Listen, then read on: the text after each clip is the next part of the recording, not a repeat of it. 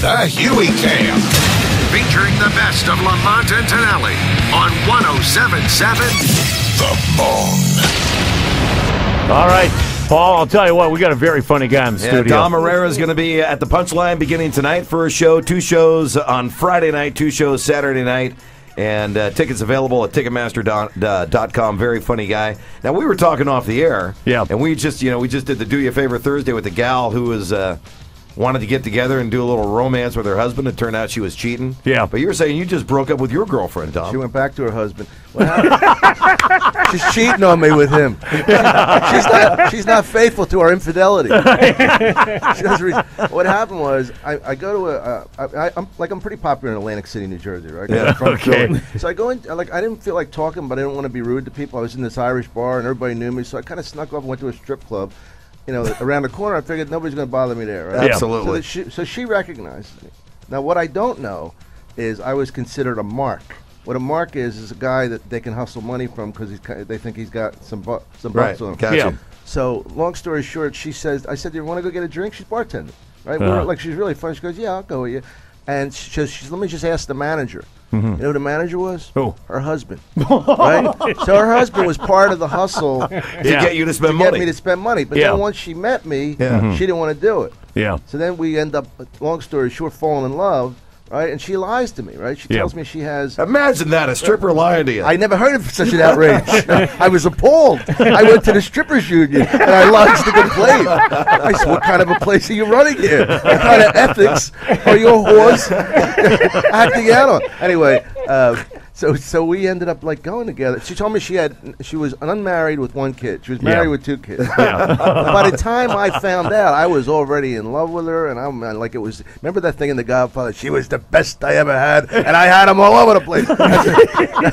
Maybe I didn't have them all over, but I had some. Yeah. But she was the best. I mean, she was unbelievable. So of course, she still has kids, and I love the kids. Last time I was here, the kids were out here with us. Oh, yeah. Oh, really? You took her on the road? Oh yeah, Yeah. on the road. Every place I went, I couldn't Holy, stop. she's married with 2 kids. She's out here with her kids. The kids She are told meeting you she had 1 kid, though. So Told me I how did should- she explain 2 kids on the road with you? Well, she brought a friend No, along? the kid had a kid.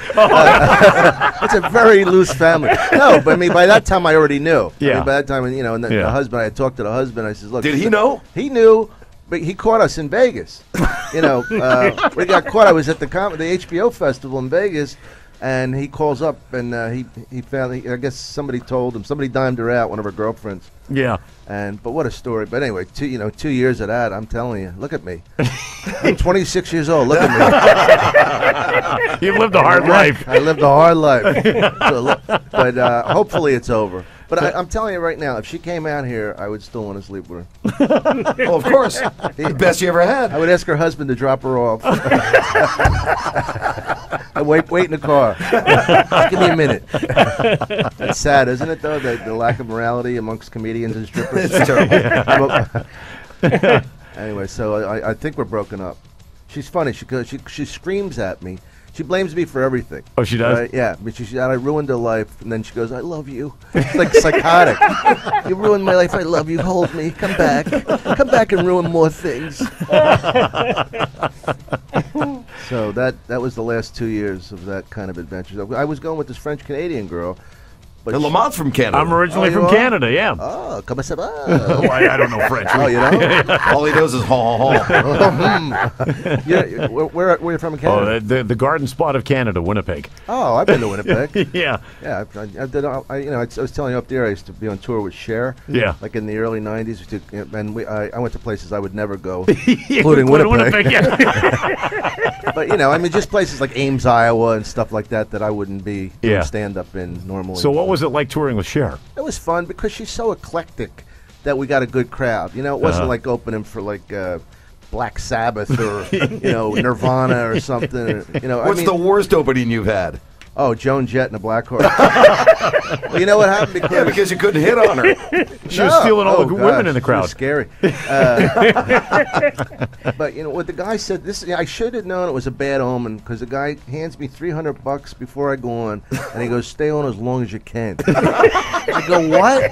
And then I'm walking out there, and I go out, and like it was 4,000 people at Asbury Park Convention Center, right? And I was really new. It was like in the early '80s. I was really new as a comedian, and I start with this goofy bit. I used to do this character. I don't do you. I have to poop. I have to pee. Like this kind of guy, right? I have to pinche love.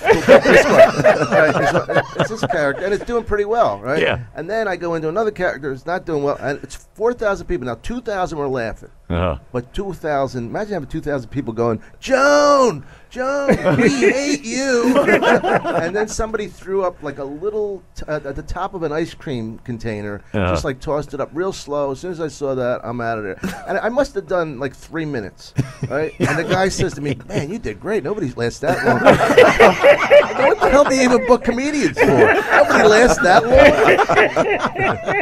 Hey, $300 for 3 minutes. That's not bad. I only had one really bad experience with Cher, and it was in Dayton, Ohio. And they hated me so much they came to Cleveland to boo me. The next week, I swear to God, I was on stage, and I was spoiled because I was doing these East Coast gigs where everybody knew me, and I was doing just around Pennsylvania, New York, New Hampshire, and I go to Dayton, and there was like kind of Bible Belt-ish, and this one girl screaming, "Cher, Cher!" I go, "Listen. Do you think I'm like a friend of the owner of the arenas?" I said, "I'm supposed to be here. Cher doesn't even have her makeup on yet." I said, "What do you think? I'm going to lift the curtain? She's going to come out and sing for you, you stupid little son of a bitch." Right? And then the crowd went from loving me to hating me because I got too mean with the girl. I just lost it, But I'm not like Michael Richards. Oh, yeah. That bad. That's losing it pretty bad. Well, you know what's so crazy about that night? Because that's a club I work out of a lot. Yeah. All those people were doing were ordering drinks. It's a comedy club. It's not like they went to see Hamlet. Yeah. I mean, he was so nuts. Yeah. He was so. I used to work with, back to back with him a lot. They would always get a strong act like me to clean up. I mean, they would always get somebody who could clean up the mess because it was always a mess after the. How bad would it get with him? Well, you know what it was? It was pathetic because he's not funny. He has no joy to him, no wit. And he was Kramer, but he hated Kramer. He was jealous of Kramer. So, as psychotic as he's like, he'll never be as famous as Kramer as Michael Richards. Yeah. So he would come out and he's Kramer, and they're giving a standing ovation. It's unbelievable. And then he bangs his head on the mic. He's still Kramer. And then he starts talking, and then it gradually starts going downhill. Getting bitter. And then he starts talking about religion. And man, if you get about religion, you better be funny. You know what I mean? This is not everybody's the top hilarity subject. And that night I was in New York, but I heard about it right away. Yeah. But I knew the waitress who was waiting on those people. She goes, all they were doing was, I couldn't hear. She goes, I'm talking, so they're talking louder. Right. Yeah. And he was so touchy that he flipped out. Yeah. And I don't even think he's a racist. I think he's too self-indulgent to be a racist. I think he would have gone, because he's half Jewish. A month before, he went after Jews at the Improv. The same kind of tirade. Yeah. So he's just nuts. Yeah. You know what I mean? But anyway. Must have been the half of him that wasn't Jewish that went after the. That's exactly. This is the Italian half. Well, he was so crazy. I do a radio show for Audible.com from the Laugh Factory, right? And he's on the show one night, and he tells me he's Italian, like at the Comedy Store. I said, "Oh, I didn't know you were Italian. I thought you were Jewish." "No, I'm Italian." Then I see him like 3 days later. He goes, "I'm Jewish." I said, "I thought you were Italian." He goes, "Well, I'm half Jewish." I go, "Well, if your mother's Jewish, you're kind of Jewish." in Judaism, it's like, it's not, I don't care, but I don't know why you'd be lying and then tell me something else. It's like, what is he trying to hide? It was crazy. Well, I'll tell you what, you put on a great show. We saw you a couple summers ago at one of our conventions. You're a very funny man. You're playing at the Punchline today, tomorrow, right up to, Sunday? No, I'm not working Sunday. Okay, they actually gave you Sunday off. Well, he's Italian. He takes Sundays off. Hey. We were talking about The Sopranos off the air, and it's so funny because I'm relieved that it's over. Yeah. Because it was like, it was so, people come up to me and go, "How come you're not on The Sopranos?" Like, I never thought of that. That's a good idea. I'll let them know I'm available because I doubt they can find an Italian actor in the New York, New Jersey area. Thanks for the tipperoo there, talent scout. Like, I'm a loser for not being on that show. Dom Irrera playing at the Punchline. Thanks for dropping by this Thank you. morning. I could go for some news. You got any news? We just used up all. We just used up. I'm kidding. our time. I know. Thanks for having me on, guys. Lamont and Tonelli, weekday mornings 5 to 10 on 107.7 The Bone.